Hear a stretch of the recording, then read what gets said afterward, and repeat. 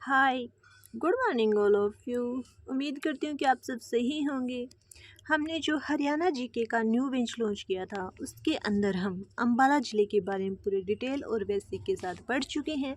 इस बार हम पंचकुला ज़िले के बारे में पूरे बेसिक, पूरे डिटेल और पूरे कंसेप्ट के साथ पढ़ेंगे। तो चलिए बेटा स्टार्ट करते हैं। पंचकुला ज़िला है वो हरियाणा के उत्तर में स्थित है।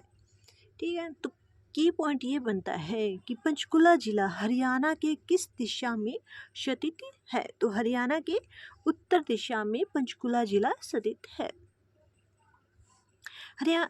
हरियाणा में जो पंचकुला जिला है, ठीक है, उसका क्षेत्रफल कितना है। तो उसका क्षेत्रफल 898 वर्ग किलोमीटर है। जो पंचकुला जिला है उसका टोटल क्षेत्रफल है 898 वर्ग किलोमीटर। पंचकुला जिले की अस्तित्व तिथि है 15 अगस्त 1995। ये जो अस्तित्व तिथि होती है ये काफ़ी इम्पोर्टेंट होती है और इन पे फोकस कर लीजिएगा। जितने भी ज़िले हैं हरियाणा के अंदर उन सभी ज़िलों की अस्तित्व तिथि के बारे में पूरे डिटेल के साथ ध्यान दे लीजिएगा। या मैं यूँ कहूँ कि आप रट भी सकते हो इसे, क्योंकि यहाँ से अक्सर क्वेश्चन बन जाया करता है कि इस जिले का अस्तित्व कब हुआ था। तो जो पंचकुला जिला है उसका अस्तित्व 15 अगस्त 1995 को हुआ था। जो पंचकुला जिला है उसकी साक्षरता दर है 83.4%। हालांकि इतने डेप्थ में अभी तक तो क्वेश्चन नहीं पूछा गया है, लेकिन इन फ्यूचर अगर पूछा जाए कि पंचकुला जिले की साक्षरता दर कितनी है तो 83.4% है। क्योंकि अगर आपने कहीं से पढ़ा होगा तो आप क्वेश्चन को रिलेट कर पाएंगे और क्वेश्चन को हिट करने में आप कामयाब रहेंगे। जो पंचकुला जिला है उसकी तहसील है पंचकुला, रायपुर रानी और कालका।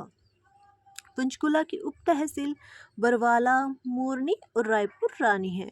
उपमंडल है 2, पंचकुला और कालका।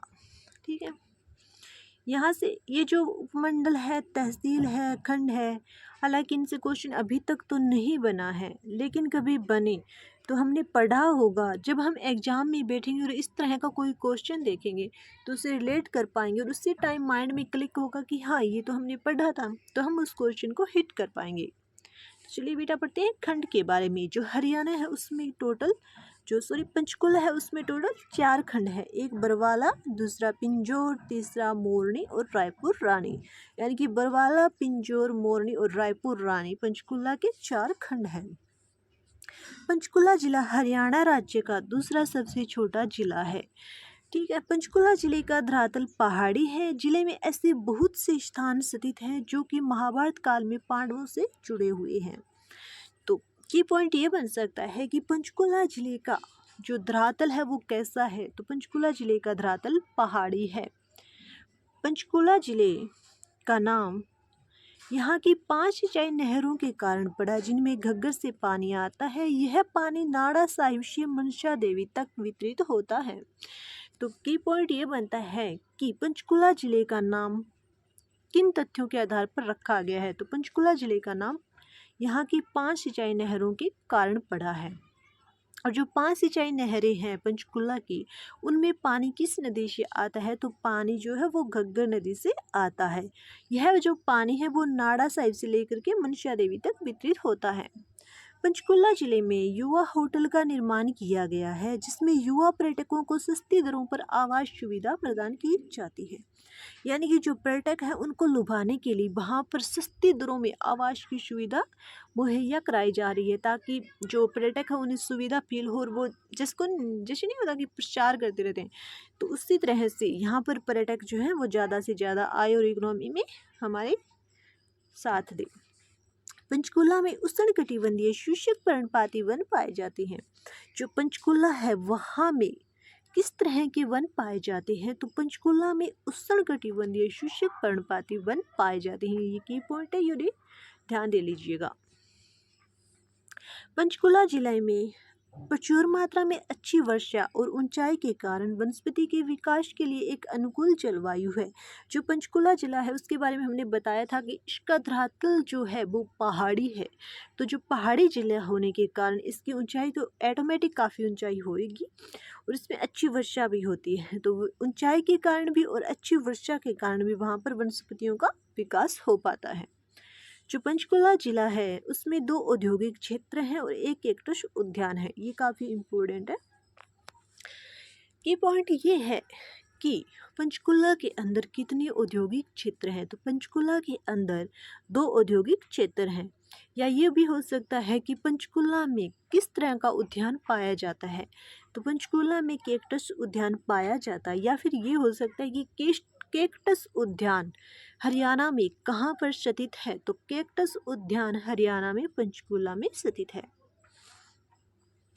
पंचकुला में हिंदुस्तान मशीन टूल्स लिमिटेड की सहायक औद्योगिक संपदा है, जिसमें ट्रैक्टर के कुल पुर्जों का निर्माण किया जाता है। जो पंचकुला है उसके अंदर हिंदुस्तान मशीन टूल्स की सहायक संपदा है। तो की पॉइंट ये है कि हरियाणा के किस जिले में हिंदुस्तान मशीन टूल्स लिमिटेड की सहायक संपदा है। या फिर ये भी हो सकता है कि पंचकुला में किस कंपनी की औद्योगिक सहायक संपदा विकसित है। तो हिंदुस्तान मशीन टूल्स लिमिटेड की। और इसके अंदर किस तरह के पुर्जों का निर्माण होता है। तो इसके अंदर ट्रैक्टर के कल पुर्जों का निर्माण किया जाता है। पंचकुला जिले की जलवायु उष्णकटिबंधीय महाद्वीपीय ठंडी गर्म जलवायु है। यहाँ की मूल नदी घग्गर है। इससे पहले सरस्वती नाम के से जाना जाता था।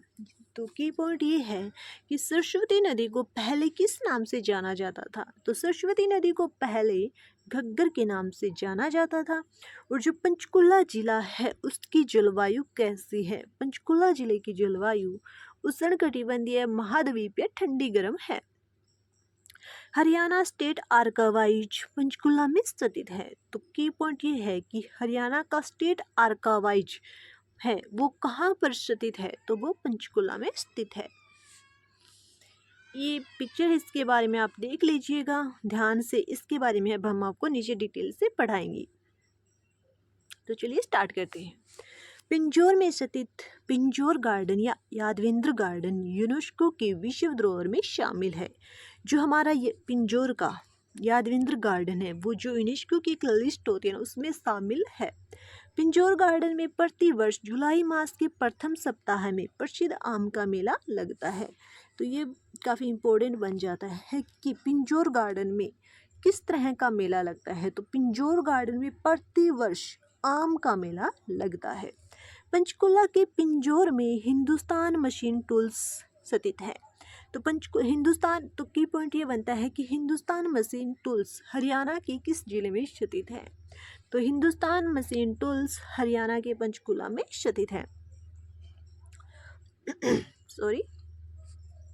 कैक्टस गार्डन जो कैक्टस गार्डन है यह एशिया का सबसे बड़ा कैक्टस गार्डन है। इसके मुख्य आर्किटेक्ट हैं डॉक्टर JS सरकारिया। मार्च माह में यहाँ प्रतिवर्ष कैक्टस शो आयोजित किया जाता है। जो कैक्टस गार्डन है वो एशिया जो महाद्वीप है उसका सबसे बड़ा कैक्टस गार्डन है जो पंचकुला में स्थित है। तो की पॉइंट ये भी बन सकता है कि एशिया का सबसे बड़ा कैक्टस गार्डन कहाँ स्थित है। यह है पंचकुला में स्थित। या फिर ये बन सकता है कि कैक्टस गार्डन के आर्किटेक्ट कौन है। तो कैक्टस गार्डन के आर्किटेक्ट हैं JS सरकारिया। यहाँ पर किस माह में मेला लगता है। तो यहाँ पर मार्च माह में मेला लगता है। जो पंचकुला है वो केंद्र शासित प्रदेश चंडीगढ़ का सैटेलाइट शहर है। पंचकुला की प्रति व्यक्ति आय हरियाणा के अन्य जिलों की तुलना में सर्वाधिक है। तो की पॉइंट ये है कि जो हरियाणा है उसकी प्रति व्यक्ति आय सर्वाधिक कौन से जिले की है। तो सर्वाधिक आय पंचकुला की है। पंचकुला जिला हिमालय बाउंड्री फॉल्ट जोन में होने के कारण भूकंपीय क्षेत्रों से प्रभावित है। जो पंचकुला जिला है उसका धरातल है वो पहाड़ी टाइप में, तो इसलिए वहाँ पर भूकंप आते जाते रहते हैं। हरियाणा राज्य का एकमात्र हिल स्टेशन मोरनी हिल्स पंचकुला जिले में स्थित है। यहाँ हरियाणा का सबसे ऊंचा स्थल जो है करो है। यहाँ पर प्रिंटिंग से गलती हो गई है तो सॉरी, यहाँ पर क्रो है जिसकी ऊंचाई 1514.20 मीटर है। यहाँ चीड़ और देवदार के वृक्ष पाए जाते हैं। तो की पॉइंट ये बनता है कि हरियाणा राज्य का एकमात्र जो हिल स्टेशन है वो कहाँ पर है। तो हरियाणा राज्य का एकमात्र जो हिल स्टेशन है वो पंचकुला में है। और उसे मोरनी हिल्स कहते हैं। और मोरनी हिल्स की अगर पूछा जाए कि मोरनी हिल्स की सबसे ऊंची चोटी कौन सी है, तो मोरनी हिल्स की सबसे ऊंची चोटी है करोहो, जिसकी ऊंचाई है 1514.20 मीटर। या ये भी बन सकता है कि हरियाणा राज्य की सबसे ऊंचाई वाली चोटी कौन सी है, तो वो है करोहो, जो कि मोरनी हिल्स में पाई जाती है और जिसकी ऊंचाई है 1514.20 मीटर। ये काफ़ी इंपॉर्टेंट है और इसे ध्यान दे लीजिएगा बेटा। तो चलिए इस वीडियो के बारे में एक बार, तो आप इस फोटो को बिल्कुल ध्यान से देख लीजिएगा। इस फोटो के बारे में हम पूरे डिटेल के साथ पढ़ेंगे। जो मोरनी हिल्स जो है जिसकी हमने बात की है, जो तो इसकी कुछ इस तरह से दिखता है। ठीक है बेटा, इसकी जो सबसे ऊंची पहाड़ी है जो क्रू है वो देख ले। हरियाणा सरकार ने पंचकुला जिले के मोरनी और पिंजौर के पर्वतीय क्षेत्रों में चिकित्सा सेवाएं मुहैया कराने के लिए आपातकालीन मोटरसाइकिल एम्बुलेंस सेवा की शुरुआत की है। इस सेवा को आरोग्यम नाम दिया गया है। तो ये भी पॉइंट बनता है कि हरियाणा सरकार ने पंचकुला के जो मोरनी और पिंजौर के जो पर्वतीय क्षेत्र हैं वहाँ पर एक एम्बुलेंस सेवा की शुरुआत की। तो इस सेवा को किस नाम से जाना जाता है, तो इस सेवा को आरोग्यम नाम से जाना जाता है। ये जो दरवाज़ा है ये काफ़ी इम्पोर्टेंट है और इससे अक्सर क्वेश्चन बन जाया करते हैं, तो इस दरवाजे को आप देख लीजिएगा। ठीक है, रामगढ़ का किला पंचकुला के दरवाजे जो रामगढ़ का किला है उसका जो दरवाज़ा है उसकी ऊंचाई Limca book of world record में दर्ज है। इस दरवाजे की ऊंचाई 37 फीट है। इसका निर्माण चुंदेल राजपूतों ने किया था। ठीक है, तो ये जो पंचकुला में रामगढ़ का किला है इसका दरवाज़ा काफ़ी पॉपुलर है और वो Limca book of world record में दर्ज है। तो इस दरवाजे की ऊंचाई कितनी है? 37 फीट। टिक्करताल झील, जो टिक्करताल झील है, टिक्करताल झील पंचकुला जिले की मोरनी पहाड़ियों में स्थित है। यह एक पहाड़ी इस झील को 2 भागों में बांटती है। बड़ा भाग टिक्करताल कहलाता है जो 550 मीटर चौड़ी और 460 मीटर लंबी है, और इसका दूसरा छोटा भाग है उसकी चौड़ाई है 365 मीटर और यह उतना ही लंबा भी है, यानी कि इसकी चौड़ाई और लंबाई बिल्कुल इक्वल है। मान्यता है कि कोई गुप्त चैनल इन दोनों को आपस में जोड़े हुए, क्योंकि इन दोनों का जो पानी का स्तर होता है ना वो हमेशा समान ही पाया जाता है। तो सिर्फ ये एक मतलब क्या कि हम अंदाज़ा लगा रहे हैं कि ऐसा कुछ होगा। ठीक है, अभी तक प्रूव तो नहीं हुआ है लेकिन ऐसा अंदाज़ा लगाया जाता है। ठीक है, तो ये देख लीजिए टिक्करताल झील की जो फोटो है। अगर हम किसी चीज़ को देखते हैं तो लंबे टाइम तक हमें याद रहता है। तो मैंने कोशिश यही की है कि आप एक बार पढ़िए और आपको लंबे टाइम तक याद रहे। तो चलिए बेटा आगे पढ़ते हैं। पिंजौर, जो पिंजौर है, कहा जाता है कि पांडवों ने अज्ञातवास के दौरान समय बिताया था पिंजौर में, जिससे यह पंचमपुर कहलाया, जो कालांतर में पिंजौर हो गया। ऐसा भी कहा जाता है कि महाभारत काल में राजा विराट की राजधानी था, जिसके कारण इसको विराट नगर कहा जाता था। पिंजौर को 360 बावड़ियों वाला कस्बा भी कहा जाता है। पिंजौर में प्रति वर्ष आमों का मेला भी लगता है। तो था 2006 में पिंजौर विरासत उत्सव भी बनाया जाया था। ठीक है, तो जो पिंजौर है उसका पिंजौर नाम क्यों पड़ा? तो ठीक है, इसके पीछे ये तथ्य बताया जाता है कि जो पिंजौर था उसका नाम पिंजौर पड़ने के पीछे कारण ये है कि पांडवों ने यहाँ पर अपने जो अज्ञातवास था ना उसके दौरान यहाँ पर समय बिताया था, इसलिए इसे पंचमपुर कहा जाता था। और जो आगे धीरे धीरे वैसे भी जैसे हम बोलते हैं ना कि नाम शुरू में कुछ होता है, फिर दूसरे ने सुना, फिर तीसरे ने सुना, फिर चौथे तक सुना, तो चौथे तक जाते जाते वैसे भी नाम में चेंज आ जाता है। तो इसी तरह से काफ़ी जो लंबा टाइम बीतता गया उसी से ये जो पंचमपुर था वो पिंजौर के रूप में कन्वर्ट हो गया। तो हाँ, यहाँ पर एक की पॉइंट बनता है कि पिंजौर को पहले किस नाम से जाना जाता था? तो पिंजौर को पहले पंचमपुर के नाम से जाना जाता था।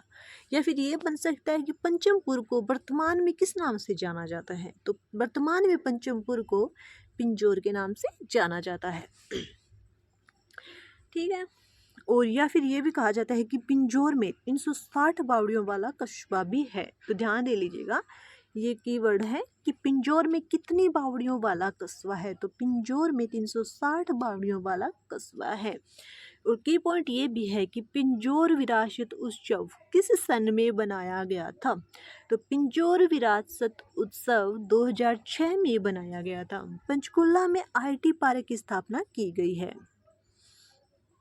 तो की पॉइंट ये है कि हरियाणा के कौन से जिले में आईटी पार्क की स्थापना की गई है। तो वह है पंचकुला। तो चलिए अब पढ़ते हैं गुरुद्वारा नाड़ा साहिब के बारे में पूरे डिटेल के साथ। यह घग्गर नदी के किनारे पंचकुला में स्थित गुरुद्वारा है। गुरु गोविंद सिंह भांगनी की लड़ाई में विजय के बाद अपनी सेना के साथ यहाँ ठहरे थे। गुरु गोविंद सिंह के अनुयायी नाडू शाह ने उनका स्वागत किया व उनकी सेवा की थी। हर महीने की पूर्णवासी को श्रद्धालु यहाँ आते हैं। गुरुद्वारा नाड़ी साहिब के अंदर जो गुरुद्वारा है वो पवित्र धार्मिक स्थल माना जाता है, क्योंकि यहाँ पर गुरु गोविंद सिंह जी ने भांगनी की लड़ाई में विजय के बाद अपनी सेना को ठहराया था। तो इसी से प्रसन्न होकर के उनके जो अनुयायी थे नाडू शाह ने इसका निर्माण कराया।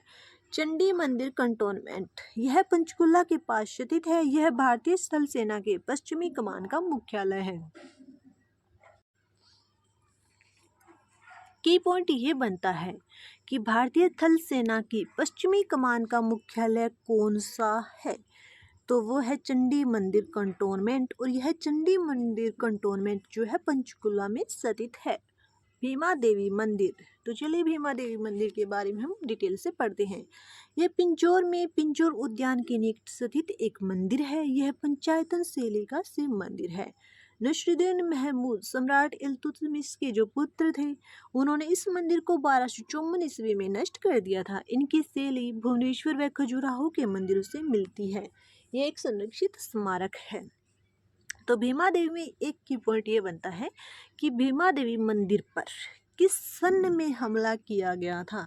तो 1254 ईस्वी में। किसके द्वारा किया गया था? नसरुद्दीन महमूद।